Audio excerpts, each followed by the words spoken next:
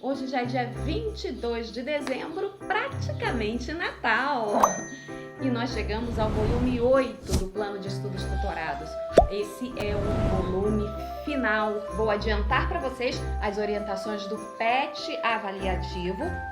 Vocês têm até 14 de janeiro para devolver essas atividades. Fiquem atentos aos cards que vão aparecer aqui no canto superior da tela para você ter um bom aproveitamento. E respondam com bastante atenção, porque é baseado nele que nós vamos produzir o planejamento para o próximo ano letivo. Mais uma informação. A Secretaria de Estado de Educação de Minas Gerais abriu uma consulta pública para saber a opinião de pais, alunos, de toda a comunidade escolar sobre questões do planejamento do ano letivo de 2021. Eu vou deixar o link aqui na descrição do vídeo. Não deixe de participar e dar a sua opinião nesse importante momento de planejamento para o próximo ano letivo. Eu sou Andréa Mapa e você está no canal Adoro Saber. Vamos lá então para as orientações do PET final avaliativo? Bora lá que a aula já vai começar!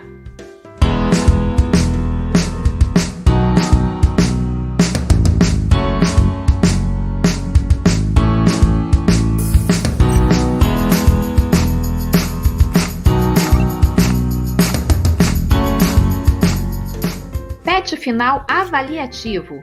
Orientações. Olá, estudante! Estamos chegando ao final do ano letivo de 2020. Um ano repleto de novas experiências, desafios e muito conhecimento compartilhado. Ao longo do ano, seu aprendizado ocorreu de formas variadas, realizando as tarefas do PET, assistindo às aulas do programa Se Liga na Educação, estabelecendo contato com os seus professores pelo app Estude em Casa, ampliando seus conhecimentos por meio de pesquisas em diferentes fontes e até contando com a ajuda dos familiares. Temos certeza que você aprendeu significativamente e para encerrar o nosso ano letivo é hora de resolver algumas questões que tratam das compreensões mais importantes que você construiu nesse período em cada componente curricular. Realize as questões com bastante atenção, pois elas servirão para que seus professores possam planejar um próximo ano que lhe proporcione ampliar ainda mais o seu aprendizado. Lembre-se de separar um tempinho para aproveitar ao máximo a retomada dos principais conceitos e temas. Bons estudos! Atividades. Leia a tira de Calvin e Haroldo para responder as duas questões a seguir. Eu não vou fazer o dever de matemática. Veja estes problemas. Eis um número em luta mortal com outro. Um deles será subtraído. Mas por quê? Como? O que restará dele se eu resolver este problema? Acabo com o suspense. E aí, transformo possibilidades instigantes em fatos desinteressantes. Eu nunca havia pensado no aspecto literário da matemática. Eu prefiro apreciar o mistério. Podemos afirmar que a linha de raciocínio de Calvin apresenta 3 momentos. Primeiro, a apresentação de um fato inicial, gerador do raciocínio. Segundo, a argumentação. E terceiro, a conclusão. Qual é o fato inicial da tirinha? Bom, o fato inicial já é logo aqui no primeiro quadrinho. O que acontece aqui no primeiro quadrinho? Você vai responder aqui na letra A. Letra B. Qual é a conclusão de Calvin? A personagem utiliza uma linguagem figurada. Traduza a conclusão para uma mensagem bem clara e objetiva. Nós estudamos figuras de linguagem também no PET volume 6. As figuras de linguagem, elas são usadas quando nós não conseguimos expressar todo o nosso sentimento, todo o nosso pensamento por meio de palavras no sentido literal, tal qual elas se encontram no dicionário. Nós usamos essas mesmas palavras com sentidos diferentes. E para isso nós usamos naturalmente as figuras de linguagem. Metáfora. A metáfora ocorre quando se faz qualquer comparação sem utilizar expressões que indiquem que uma comparação está sendo feita, como, tanto que, parece, entre outras. Exemplo, você tem uma pedra dentro do peito.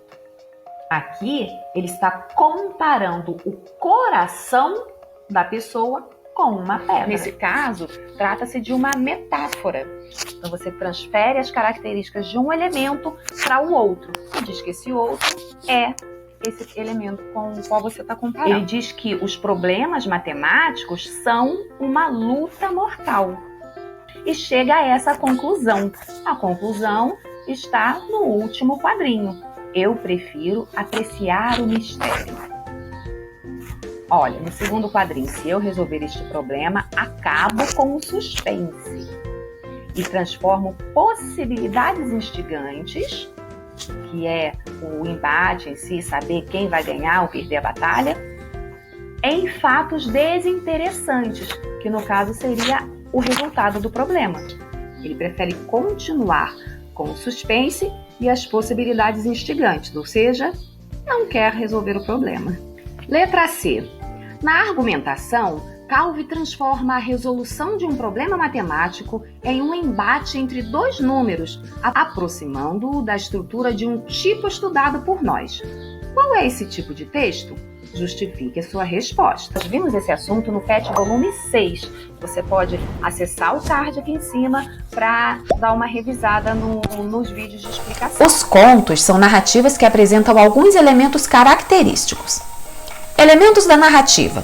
Então, numa narrativa, nós temos personagens, que é quem participou da ação dos fatos, o lugar ou espaço, que é onde a ação ou os fatos acontecem, o tempo, que é quando os fatos acontecem, o narrador, que é quem conta a história, os fatos, nós sabemos que ele pode ou não participar da história, e tem vários tipos de narrador, e a ação ou enredo, que é o que acontece na história. Para saber mais sobre os elementos da narrativa, basta acessar o nosso blog aqui. Então já podemos responder essa letra C. Ele se aproxima muito do gênero conto.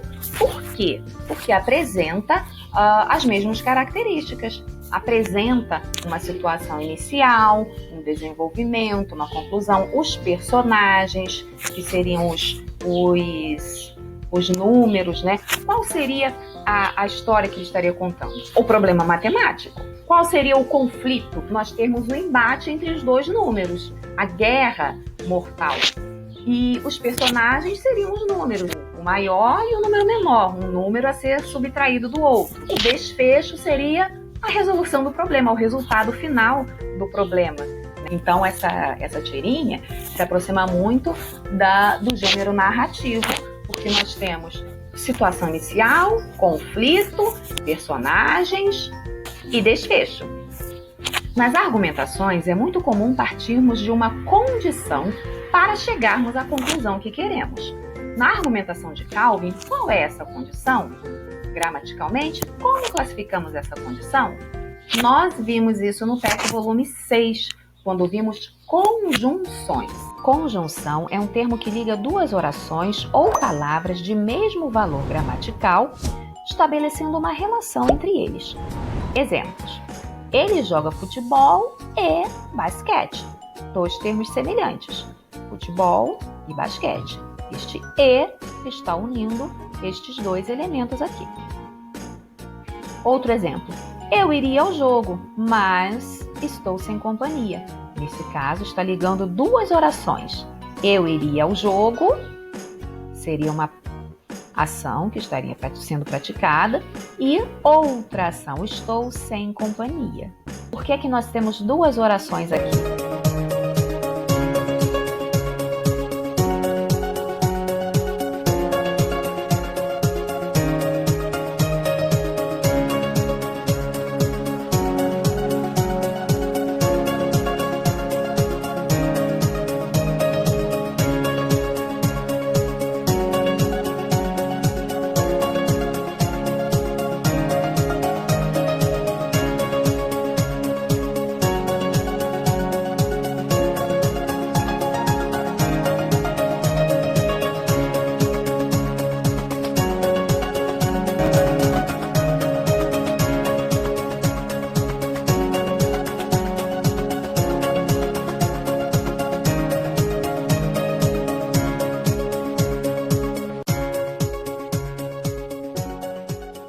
Nós temos um verbo aqui formando uma oração e temos outro verbo aqui formando outra oração. E esse mais está ligando as duas orações, estabelecendo entre elas sentido de oposição. Porque aqui na segunda oração tem uma ideia oposta à primeira oração. Aí aqui nós temos um quadro com a classificação e vários exemplos de conjunções. Conceito: são palavras invariáveis, ou seja, não se modificam, que ligam duas orações ou dois termos semelhantes de uma mesma oração, estabelecendo entre eles relações de coordenação ou subordinação. Conjunções coordenativas. Conceito: são as conjunções que ligam duas orações com sentido completo e independentes, ou seja, não dependem uma da outra para fazer sentido. Então, essas duas orações que vão ser ligadas pelas conjunções coordenativas são as que apresentam todos os termos sintáticos, sujeito, verbo, complemento. Todas as orações são completas, elas não dependem uma da outra, só estão ali dispostas uma ao lado da outra. Eu vou ao cinema e Arthur vai comigo.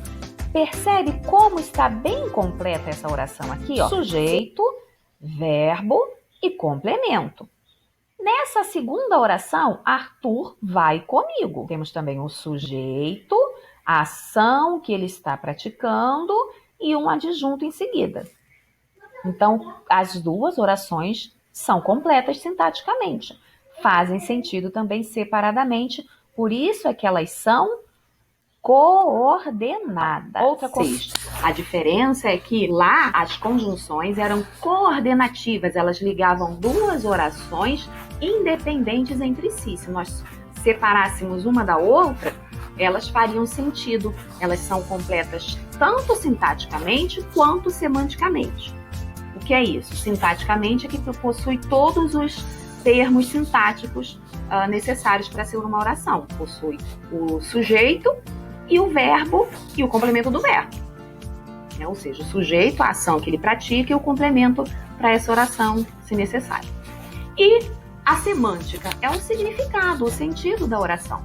Se nós separarmos, cada uma pode ser independente. No caso dessa questão, se eu resolver o problema, acabo com o suspense. As duas orações dependem uma da outra semanticamente, porque elas não fazem sentido separadamente. Se eu resolver este problema, o que acontece? Falta aí o complemento, né? A continuação da linha de pensamento. Não faz sentido se eu resolver esse problema e o final. O final está na segunda oração. Eu acabo com o suspense. Então, a segunda oração até está completa. Acabo com o suspense. Sujeito, eu, o verbo, acabar, e o suspense é o complemento do verbo. Está completa. Mas a primeira oração, apesar de ter todos os termos sintáticos, eu, o sujeito, resolver, o verbo, este problema é o complemento do verbo. Apesar dela estar completa sintaticamente, ela não está completa semanticamente, porque falta a continuação da linha de pensamento. Por isso que uma depende da outra, uma oração depende semanticamente da outra. E qual é a palavra que está juntando essas duas orações, estabelecendo entre elas essa relação de condição? É justamente o se. Embora esta palavra esteja no começo do período, no começo das orações, ela vai ligar essas duas orações. Eu resolver o problema e acabar com o suspense. E a palavra que liga duas orações é a conjunção. Então, essa seria uma conjunção subordinativa condicional. Número 2. A respeito dos argumentos utilizados por Calvin, é incorreto afirmar, marcar a opção incorreta, ou seja, a opção errada. Letra A. O argumento de Calvin é coerente, apresenta uma lógica interna, formalmente é correta. Qual é o argumento que ele usa? Se eu resolver o problema, acabo com o suspense. Sim, pela lógica está correta, sim. Letra F.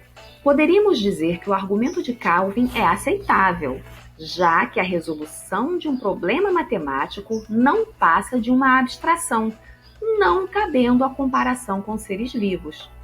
É exatamente isso que ele faz na tirinha?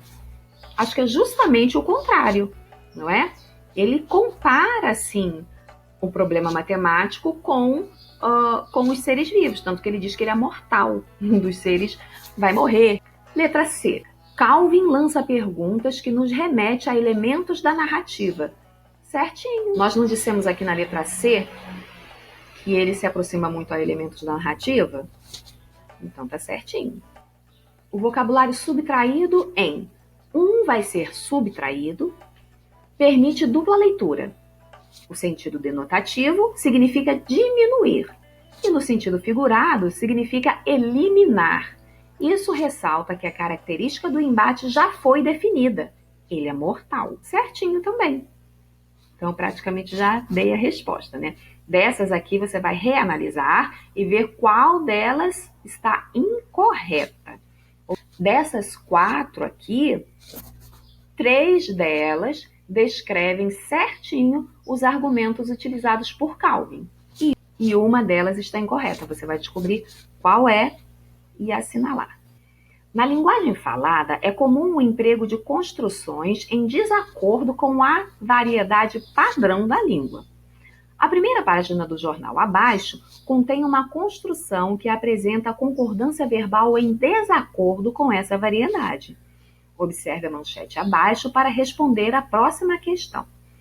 Então, nós temos aqui uma primeira página de jornal, a manchete, e ela está em desacordo com essa variedade.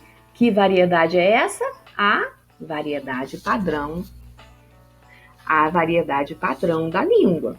Ou seja, as concordâncias verbal e nominal têm que estar perfeitas. Não podem conter os erros que nós muitas vezes cometemos na linguagem falada, na linguagem oral. Redes sociais oferecem vantagens, mas traz riscos. Qual será o erro que tem aqui? Está tudo concordando direitinho? O sujeito dessa frase, quem é? Quem que traz riscos? Redes sociais, não é? Se aqui está no plural, o verbo também tem que estar no plural, não é? O verbo tem que concordar com o sujeito. Então, onde será que está o erro aqui? Número 3, identifique-a e reescreva-a de acordo com a variedade padrão.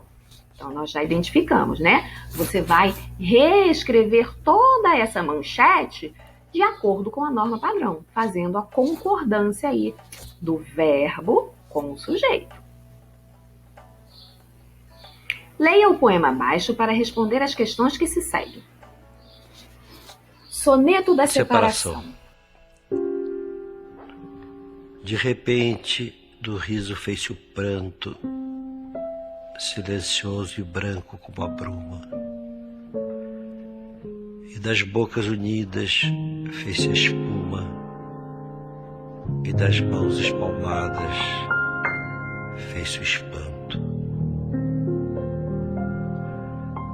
De repente, da calma fez-se o vento que dos olhos desfez a última chama. E da paixão fez-se o pressentimento, e do momento imóvel fez-se o drama.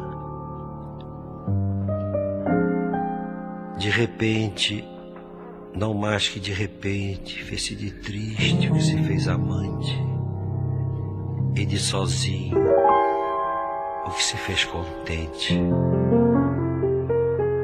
Fez-se do amigo próximo o distante, fez-se da vida uma aventura errante. De repente, não mais que de repente. Vinícius de Moraes, poesia completa e prosa. Aqui nós temos o vocabulário. Pranto, que é choro. Bruma, nevoeiro, neblina, cerração. Espalmada, aberta e estendida. Pressentimento, sentimento intuitivo que permite a previsão de acontecimentos. E errante, sem rumo, sem destino. O poema acima é construído a partir de uma oposição de ideias. Identifica no poema pelo menos 2 pares de palavras ou expressões que formem antíteses. Qual é o efeito de sentido provocado pelo uso dessa figura de linguagem?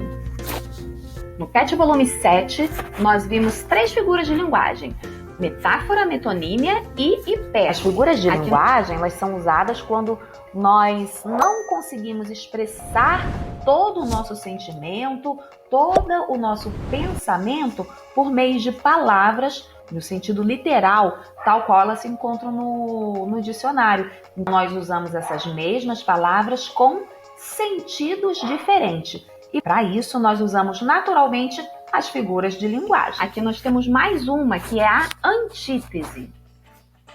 Então nós temos 2 partes para responder nessa questão. Identifique no poema pelo menos 2 pares de palavras ou expressões que formam antítese. Nós vamos encontrar aqui no poema 2 palavras cujo sentido, a significação sejam opostas. Precisa ser 2 pares. E a segunda parte da questão, qual é o efeito de sentido provocado por essa figura de linguagem? Se ele usou uma figura de linguagem que relaciona 2 palavras de sentidos opostos, ele quis justamente passar a sensação que ele teve após a separação. Olha o título do poema, Soneto da Separação. Então, o eu lírico quis transmitir as sensações, os sentimentos que ele teve após a separação, fazendo uma comparação de como ele era, como era a vida dele, como ele se sentia antes e depois dessa separação. De repente, o riso se fez pranto. E você vai reler todo o poema pensando novamente nisso. Qual o efeito de sentido que ele quis passar quando usou essa antítese, essas palavras com sentidos opostos. O texto a seguir é uma peça de teatro no olho da rua. Leia-o para responder a próxima questão. No elevador. 2 mulheres esperando o elevador chegar, falando uma com a outra. Ele, o pessimista, aparece depois. Observa as 2 e diz: pessimista, nem tudo termina com o elevador que chega. E não é porque ele é automático que tudo vai andar mais rápido. E não é porque ele é automático que tudo vai andar mais rápido. Não é porque eu recebi um aumento que as coisas vão melhorar. Nada disso, nada disso. Tudo só tende a piorar.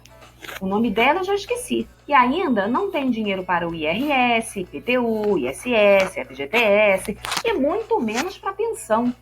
Tem também a prestação que eu esqueci de pagar, a pressão que eu deixei de controlar e aquela goteira que não para de pingar. O elevador chega, ele abre a porta e deixa as 2 entrarem primeiro. Dentro do elevador. Esotérica 1. Ah, você sabe, né? A minha tia é muito positiva, muito pra cima, muito astral. Áries com Áries. Sabe como é, né?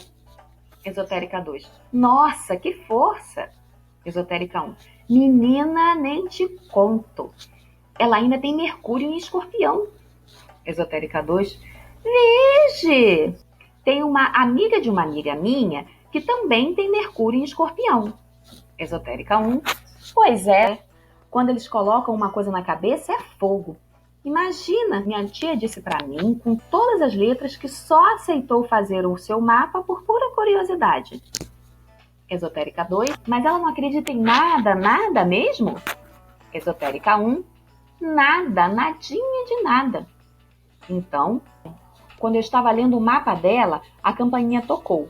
Minha tia atendeu a porta e um homem disse, Esotérica 2, tadinha, viver sem acreditar em nada deve ser duro, né? Esotérica 1, ah, se deve, Deus me livre. Então, como eu estava contando, o homem disse, é um assalto. Esotérica 2, minha nossa.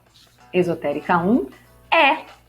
Mas como ela tem Vênus em conjugação com Netuno, Esotérica 2, Meu pai também é Vênus em conjugação com Netuno. Esotérica 1. E Marte em Escorpião. Esotérica 2. Que engraçado, totalmente diferente de mim. Eu tenho Marte em Libra. Esotérica 1. Então, não deu outra. O elevador para. Esotérica 2. Chegou, vamos descer. As duas saem do elevador e o homem continua subindo. Ele fica bravo porque não conseguiu ouvir o final da história. Luiz Cabral e Ricardo Soares, No Olho da Rua. Peça encenada em São Paulo em 1997. Número 5. Comparando a estrutura do texto que você acabou de ler com a dos textos narrativos, observamos que ele se constrói de uma forma diferente. Como não há narrador que conduz o enredo, de que forma, então, tomamos conhecimento da história? Qual é a função dos trechos escritos em letra de tipo diferente no texto em estudo? Nós já estudamos anteriormente também os textos teatrais. Os textos teatrais ou dramáticos são aqueles produzidos para serem representados, encenados, e podem ser escritos em poesia ou prosa. São, portanto, peças de teatro escritas por dramaturgos e dirigidas por produtores teatrais e, em sua maioria, são pertencentes ao tipo textual narrativo. Ou seja, o texto teatral apresenta enredo, personagens, tempo, espaço e pode estar dividido em atos que representam os diversos momentos da ação, por exemplo, a mudança de cenário e ou personagem. O Judas em Sábado de Aleluia, cena 4, de Martins Pena. Eis-me a teus pés, preciso de toda a tua bondade para ser perdoado. Deixe-me, queres que morra a teus pés? Quem será? É o Capitão Ambrósio. Vá-se embora, vá-se embora. E então, o que é isso? Deixou-me? Foi-se. Ora pode vir.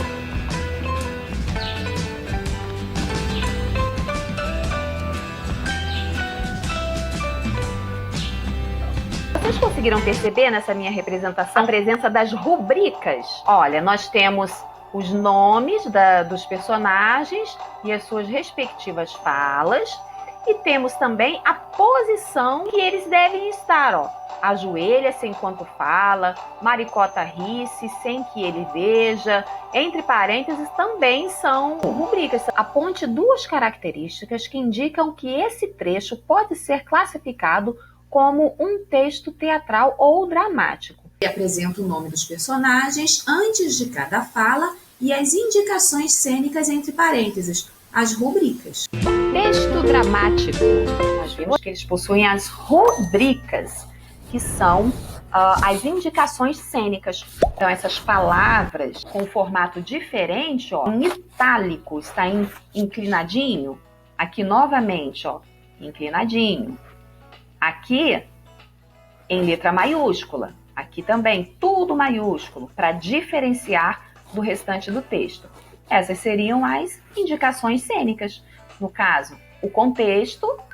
Olha o que estava acontecendo. Duas mulheres esperando o elevador. Depois, pessimista. Esotérica 1, esotérica 2. O que é isso, senão a indicação dos personagens? A fala dos personagens. Quem é que vai falar?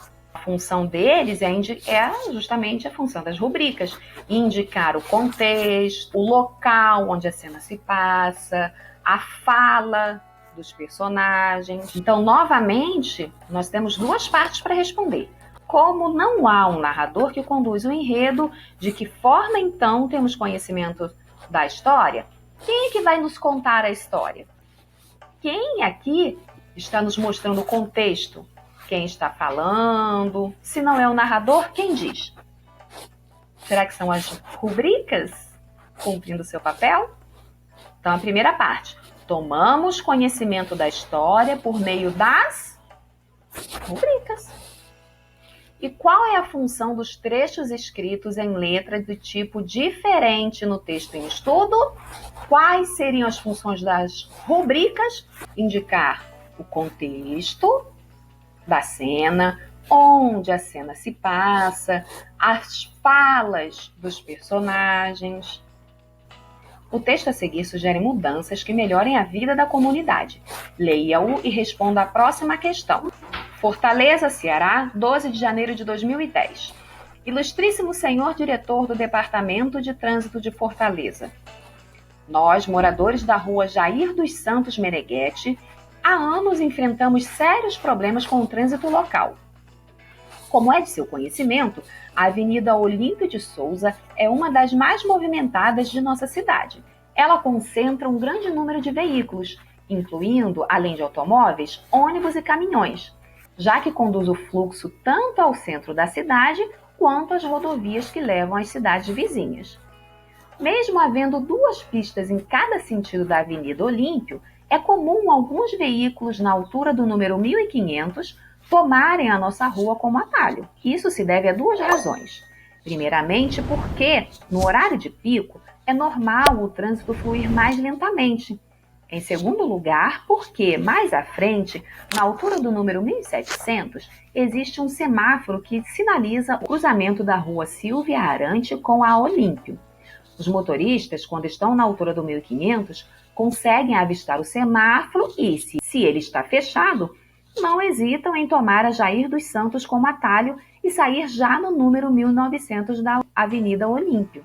O resultado não podia ser diferente. Poluição do ar, barulho insuportável de motoristas e buzinas, riscos constantes para nossas crianças, insegurança em virtude da constante circulação de pessoas estranhas ao local, má qualidade de vida.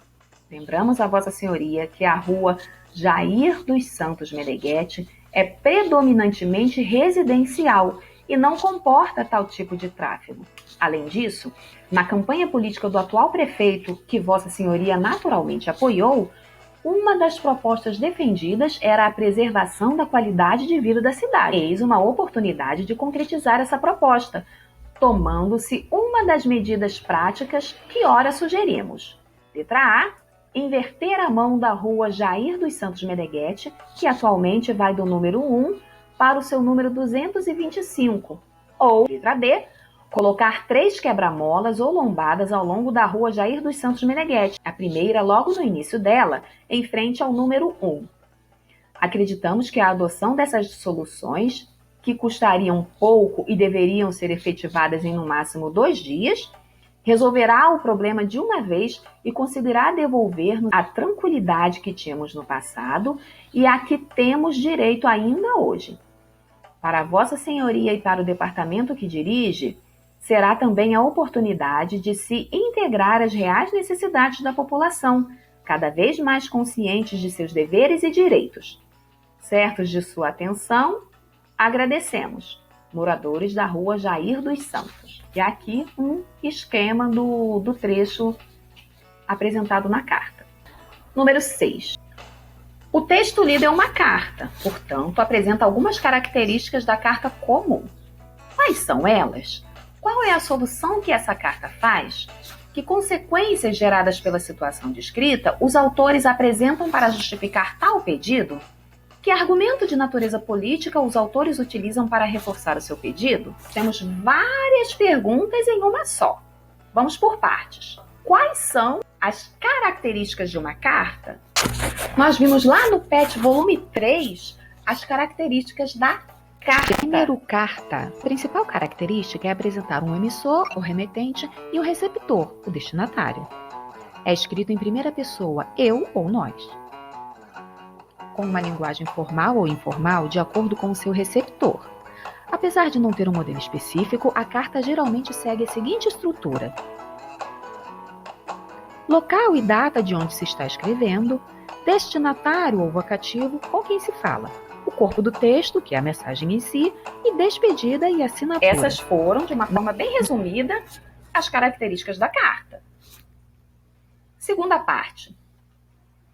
Qual a solicitação que essa carta faz? Novamente, acesse aqui em cima o cardzinho e encontra. De acordo com o objetivo e o meio em que circula, existem alguns tipos de carta. carta argumentativa. Tem o objetivo de persuadir, convencer o leitor. Sua mensagem segue os padrões dos textos argumentativos. Então, apresenta a introdução com uma opinião, desenvolvimento com os argumentos e conclusão, além dos elementos já citados. É um texto expositivo argumentativo.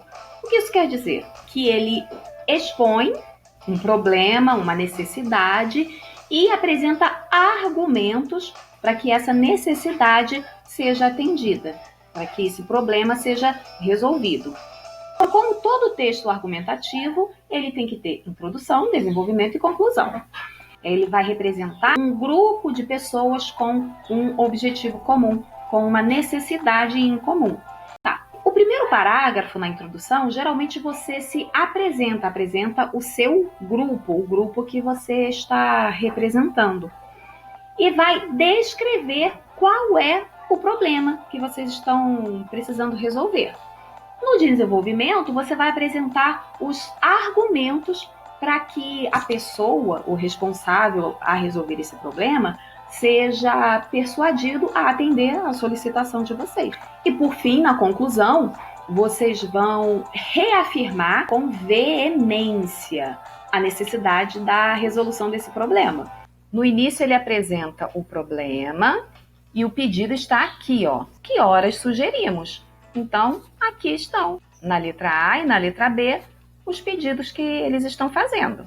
Que consequências geradas pela situação descrita os autores apresentam para justificar tal pedido? Olha, aqui está a situação descrita.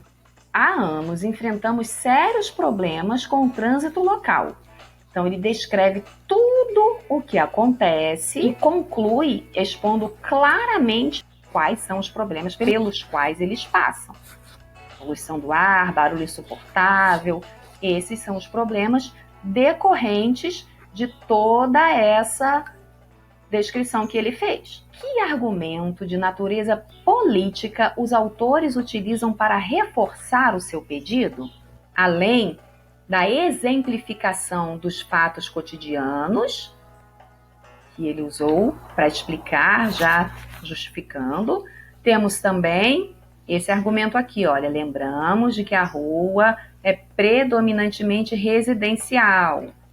O outro argumento, o de natureza política, que ele pergunta, olha aqui, um conectivo, ó, acrescentando um argumento. Além disso, ou seja, além do que ele já falou, tem isso aqui. Na campanha política do atual prefeito, que Vossa Senhoria naturalmente apoiou, uma das propostas defendidas era a preservação da qualidade de vida da cidade. Esse aqui, então, seria o argumento de natureza política. Como nós vamos formular toda essa resposta? Respondendo por partes e aproveitando partes da pergunta para fazermos a nossa resposta completa. Por isso tem bastante espaço aqui. Quais são elas? Então, as características da carta são... Volta lá no vídeo e põe quais são.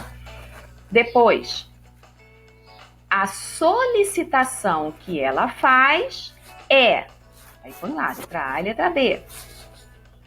Depois, as consequências geradas pela situação descrita são... E põe o que você achar no texto. E depois, o argumento de natureza política que os autores utilizam para reforçar o seu pedido é... E põe o que você achar no texto. Assim nós vamos ter uma resposta bem completa, bem estruturada e sem faltar nada. Autoavaliação. Agora é a hora de refletir sobre o que aprendeu ao longo do ano. Leia com atenção cada afirmativa e escolha a opção que melhor representa a sua compreensão de cada uma delas. Muita atenção e sinceridade nessa parte, porque, baseado nas suas respostas, a Secretaria de Educação vai elaborar o planejamento para o próximo ano letivo. Então, se você disser que entendeu uma coisa sem ter entendido, ele não vai ser revisto no ano que vem. Se você disser, eu não entendi isso, então nós vamos rever no planejamento do ano que vem. Afirmativas. Sou capaz de identificar os elementos que desencadeiam as concordâncias verbal e nominal. Você vai dizer sim, em parte ou não. Consigo identificar as figuras de linguagem? Hipérbole, metáfora, metonímia, antítese. Consegue? Sim, em parte ou não. Reconheço os elementos dos textos dramáticos. A estruturação dele, que é diferente do texto narrativo, as rubricas, os nomes dos personagens, as indicações cênicas. Você consegue reconhecer esses elementos? Sim, em parte ou não. Desenvolvi habilidades necessárias para a produção de um texto argumentativo. Você entendeu que o texto argumentativo é formado pela apresentação dos fatos, da tese, da sua opinião e argumentos para conseguir convencer o receptor da mensagem da sua opinião? Sim, em parte ou não. Aqui temos as referências bibliográficas, ou seja, de onde foram tirados esses assuntos. Então, terminamos aqui as explicações para o PET avaliativo. PET final avaliativo. Orientações. Vocês têm até 14 de janeiro para devolver essas atividades. Não facilite para o coronavírus. Continue mantendo o distanciamento social. Cuidado se visitar parentes nesse período, porque a segunda onda está aí e não é brincadeira. Respeitando as orientações de distanciamento social, cumprimento com os cotovelos, lave bem as mãos com água e sabão, se não tiver, use álcool em gel, fique em casa, Natal e Ano Novo, em casa, cada um no seu quadrado, não vai ficar trazendo Covid de um lado para o outro aqui nesse Brasilzão. Ah, e não deixe de deixar o seu joinha, se inscrever no canal e ativar as notificações, já será avisado logo que sair o vídeo de correção dessas atividades. Precisou sair? Use máscara corretamente, tapando bem o nariz e a boca. Até mais, até ano que vem!